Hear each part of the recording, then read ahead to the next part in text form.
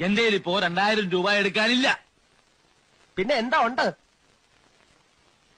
നുള്ളിപ്പെറുക്കി അവർ 500 രൂപ കാണും. എന്റെ പട്ടിക്ക് വേണം. മര്യാദക്ക് 2000 രൂപ എന്റെ കയ്യിൽ എണ്ണി തന്നില്ലെങ്കിൽ അതിന്റെ പ്രത്യാഘാതകം. പ്രത്യാഘാതം മേഘം എന്നുള്ളതിന്റെ ഇയാളെന്നെ പഠിപ്പിക്കൊന്നും വേണ്ട. പ്രത്യാഘാതം അത് ഭയങ്കരമായിരിക്കും. എന്തും നേരിടാൻ തയ്യാറായിട്ട് തന്നെയാണ് ഈ നാടകത്തിൽ ഇറങ്ങിത്തിരിച്ചിരിക്കുന്നത്. ഒരുമാതിരി പല തന്തയ്ക്ക് പറഞ്ഞ പരിപാടി എന്റെ അടുത്ത് കാണിക്കരുത്. തൽക്കാലം പല തന്തയുണ്ടെന്ന് വിചാരിച്ചേക്കാം.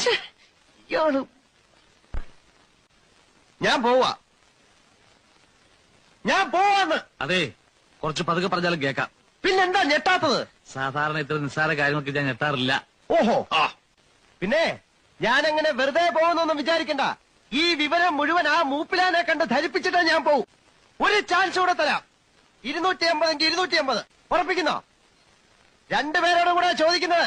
എടോ, തനിക്ക് നാണമില്ലേണോ?